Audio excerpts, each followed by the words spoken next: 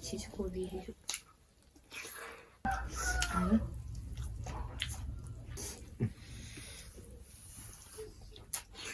난 목요일이나 꽉이 밤새래.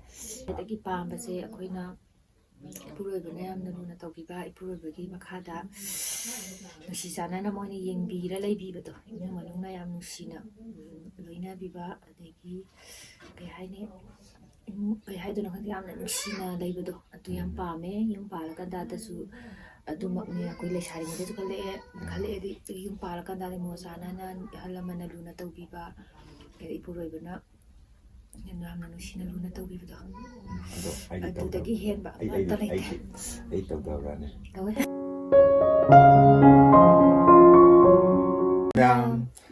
ꯉꯁꯤꯁꯨ ꯃꯨꯛꯕꯥꯡ ꯑꯃ ꯄꯨꯔꯒ ꯂꯥꯛꯆꯔꯤ. ꯉꯁꯤꯒꯤ ꯃꯊꯦꯜꯁꯤꯗꯤ ꯆꯒꯦꯝ ꯑꯣꯏꯕꯅꯤꯅ ꯆꯒꯦꯝ ꯑꯃ ꯄꯣꯝꯃꯦ, ꯕꯣꯔꯥ ꯁꯤꯡꯖꯨ ꯂꯩꯔꯦ. ꯑꯃ ꯌꯥꯎꯔꯦ, ꯕꯣꯔꯥ ꯀꯣꯠꯅꯕ ꯈꯔ, ꯑꯗꯒꯤ ꯃꯪꯒꯟ ꯉꯧꯕ. ꯁꯤꯁꯤꯅꯦ. ꯑꯗꯣ ꯁꯤꯡꯖꯨꯁꯤ ꯌꯦꯟꯊꯣꯛꯅꯔꯒꯦꯀꯣ ꯃꯌꯥꯝ. ꯆꯦꯂꯦꯟꯖ ꯇꯧꯁꯦ ꯉꯁꯤꯗꯤ ꯒ꯭ꯌꯥꯟ ꯇꯥꯅ ꯆꯥꯁꯤ ꯃꯌꯥꯝ. ꯆꯦꯂꯦꯟꯖ ꯇꯧꯕꯗ ꯃꯍꯥꯎ ꯑꯝꯇ ꯈꯪꯗ꯭ꯔꯦꯕ ꯈꯪꯕ꯭ꯔꯥ.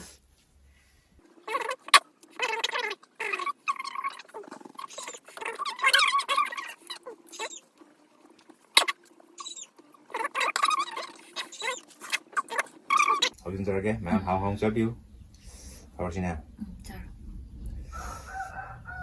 ꯅꯩꯔꯦ ꯃꯌꯥꯝ ꯚꯤꯗꯤꯑꯣ. ꯑꯩꯈꯣꯏꯒꯤ ꯚꯤꯗꯤꯑꯣꯁꯤ ꯃꯌꯥꯝ ꯂꯣꯏꯗ꯭ꯔꯤꯐꯥꯎ ꯌꯦꯡꯕꯤꯌꯨꯀꯣ ꯃꯌꯥꯝ. ꯑꯗꯨ ꯊꯕꯛ ꯂꯩꯔꯁꯨ ꯚꯤꯗꯤꯑꯣꯗꯣ ꯑꯗꯨꯝ ꯊꯥꯔꯒ ꯀꯔꯤ ꯌꯦꯡꯗ꯭ꯔꯁꯨ ꯊꯕꯛ ꯑꯗꯨꯝ ꯇꯧ ꯂꯧꯕ ꯌꯥꯏ.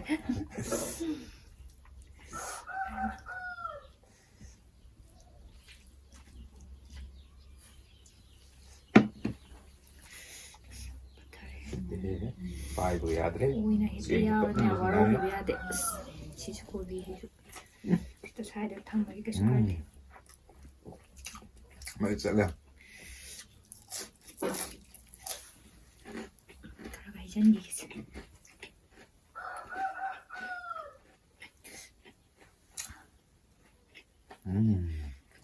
ꯍꯥꯎꯕ꯭ꯔꯥ?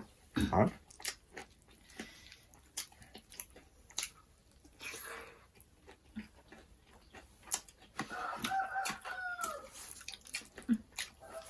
ꯌꯥꯝꯅ. ꯆꯠꯂꯦ ꯃꯌꯥꯝ.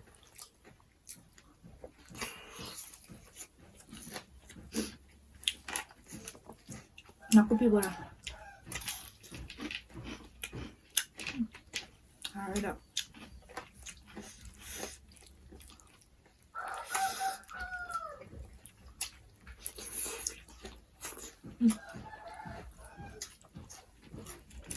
가깝게 많이 했어. 아니 뭐 그냥 동물이 해. Oh my God! Wow!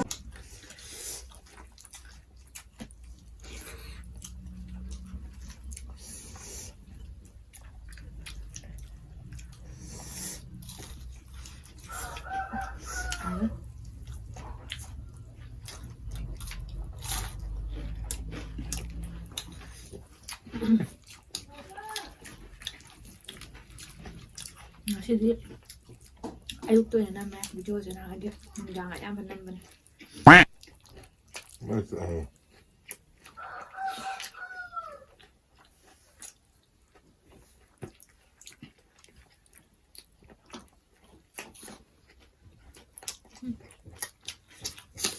Sao đấy? Vậy.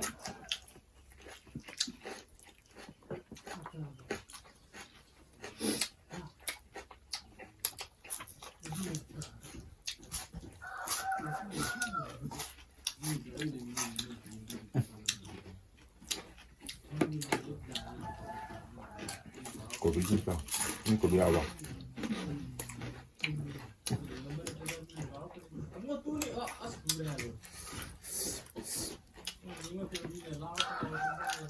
나이래.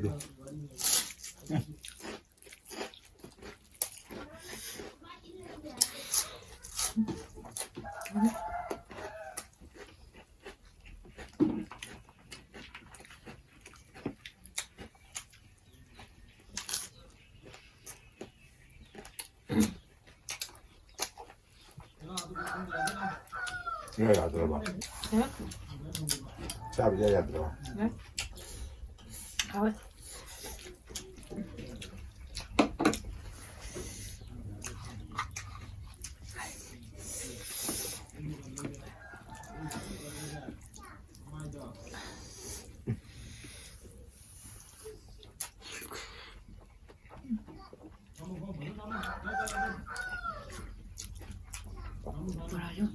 ความเด็ด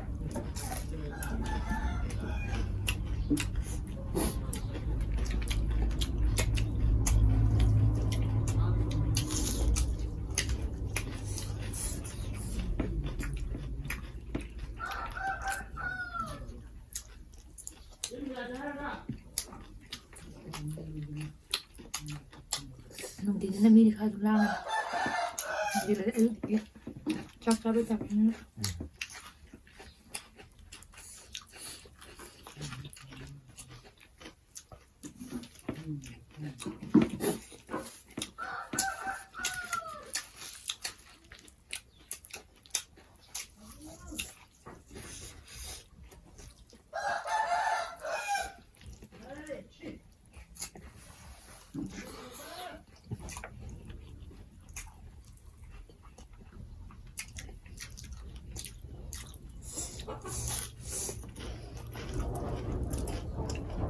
ไหนเนี่ยกับเต็มเบาดิ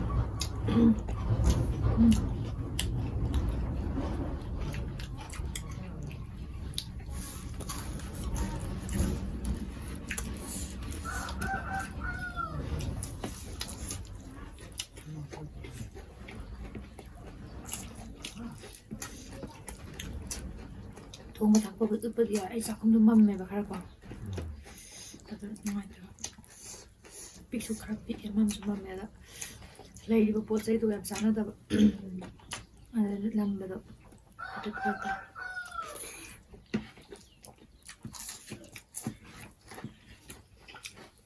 มันต้องขนาดแล้วสักทงก็ได้จ้าแบบเป็นไอ้ทงทักก็ไม่นาน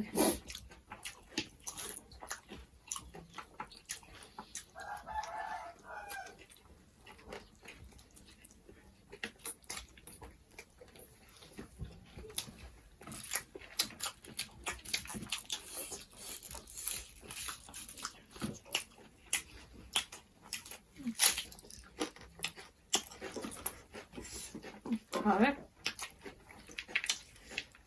มันกันงบจะอีกยังป่ะ เอา มันกันงบจะก็บรามันก็มันถึงจะจังหวะก็ทักไปสิเอาละ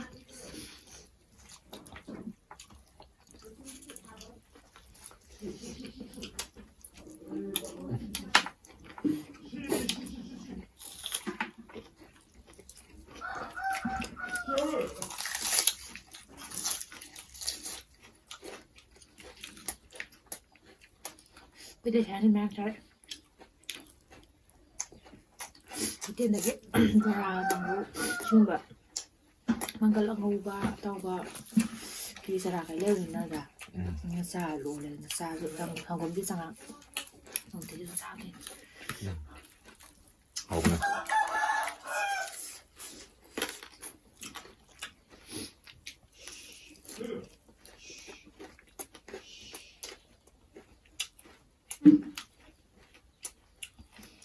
เอาไว้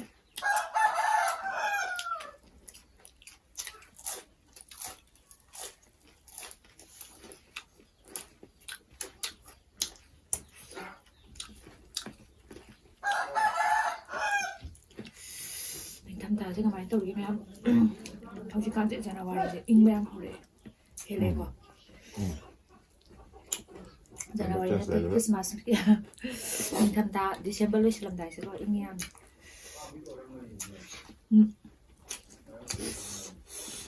จะนาวันนี้บอกนี่อิงเดียวใช่ จ้างจะทำได้แล้วโอ้ยจ้างสักจ้างสักนะหาจ้างสัก Ayan. Yung dahil ay di lumad tambiyo. Ay nga siya siya na. Mo ja lo din na ko usabo. Kasi lang na ing mayam hiyan ba niya na lumad tambiyo alam malay di.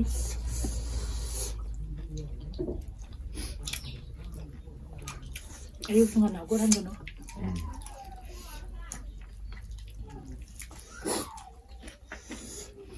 Nha, vui thật lắm.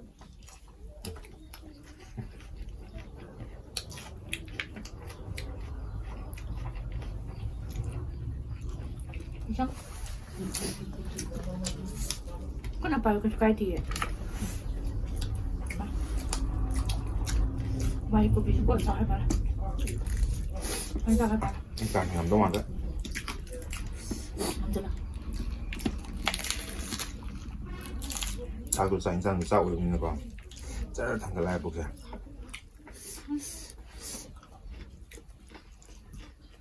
사이즈라. 이거 되고 하고. Không sẽ cái bục sẽ thằng là ấy cái này bắt cho cái rồi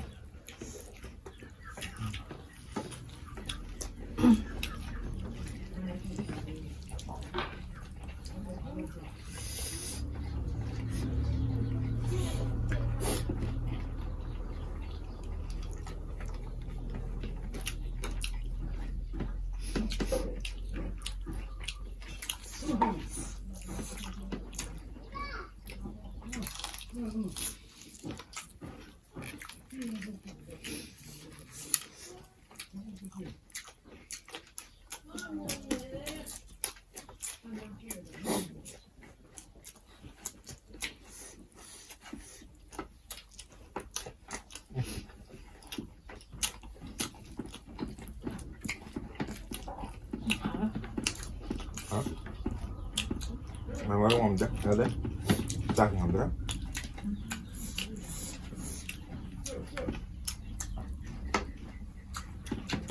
지금 소리가 형이네. không đấy cái nó tỏng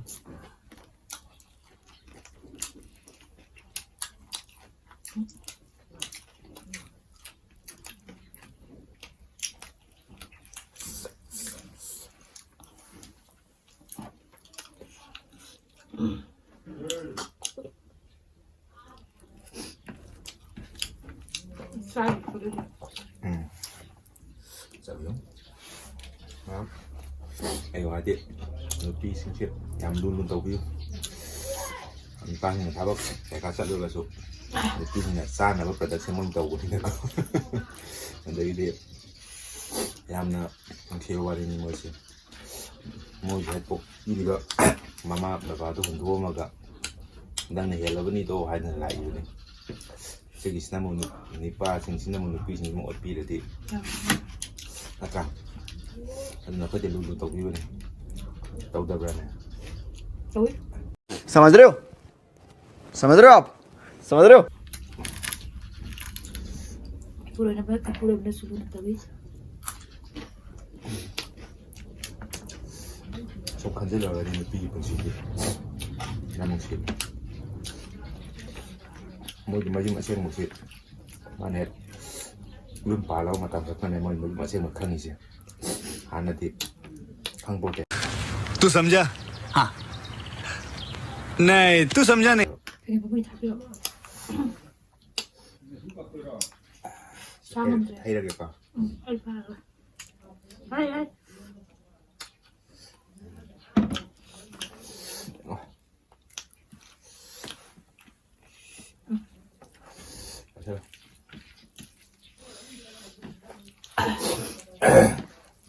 왜냐면 남자적인 범사 좀 잘 싸우던데 이까지 참나 방거 싸우기 폰 마망도 무슨 또 말이야 아 그거다 진짜 그런다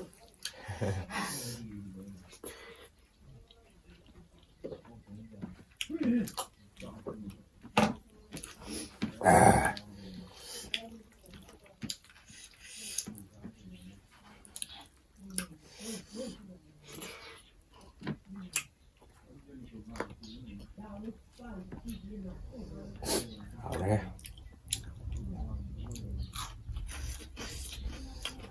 bốc thì sạch lắm tao còn mà nó ra sơ gì ra khẩu anh cái bảo là bao nhiêu ra sơ gì 이제 몇 손 빨리 하자 또보다 못 하자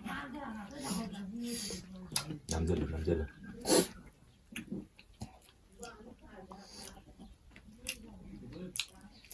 anh bây giờ mà mà gì cho nó tông ngầm tầng sạc khôm nhầm xong sạc hút ngầm mấy ai đi cả thuốc ngầm đi lúc mà rồi lên không mà anh đi cái tích tầng xa lắm mà này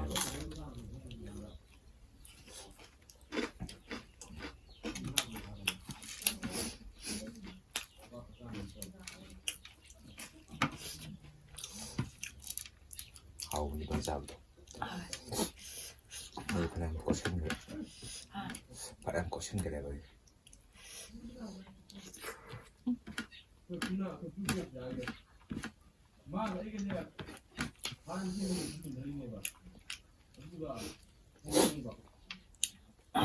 Saya dah tak yo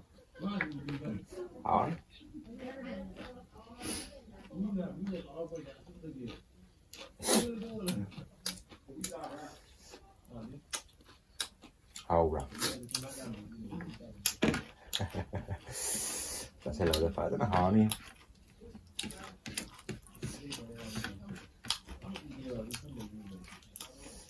cái năng giờ là tự này đấy anh đừng làm được sao bỏ ra Cái sao rồi? anh kiểm tra thì không thì nó chỉ cái nó sẽ cái mới để sạch sẽ sai ra thôi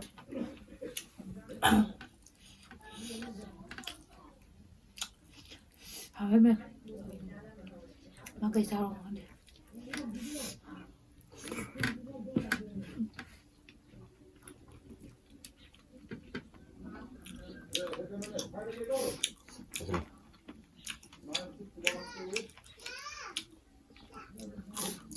câu khai rồi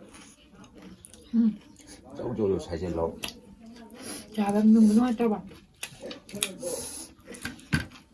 áo luôn hả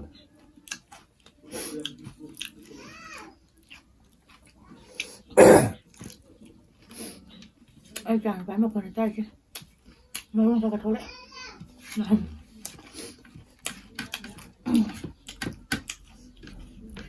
Ê cho bà lại.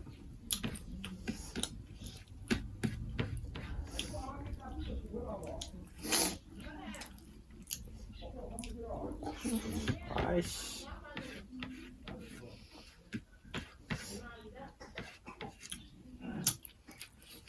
Này đây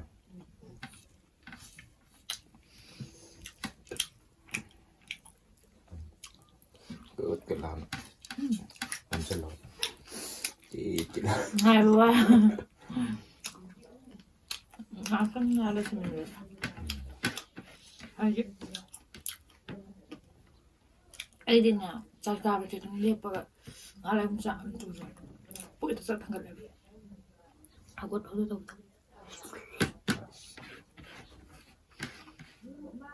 Ay di.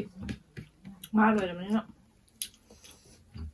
Ayan sa sir cái làm được Sagsabi ai sa kutuk lang cái non sai Hawaii đó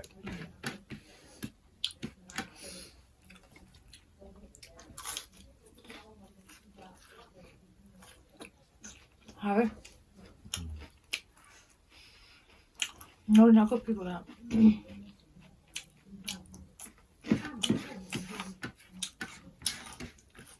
Đi cả lăng kìa. hãy dừng được đó rồi dừng được là mấy cái sách này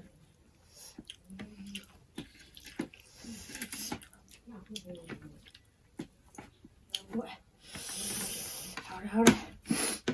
Ngon dễ. không phải không được ra cái Ngon gì? Đây là các bạn. 사무 이거 이거 생각나 내가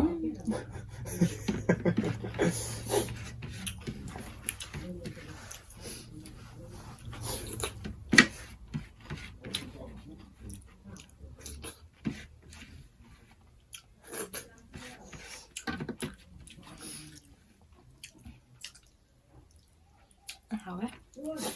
Ở đó nào. nó sẽ lấy bạn sao sinh rồi ấy đi ngắm đấy bạn lecture lấy mà chả là làm yo ai đi em bảo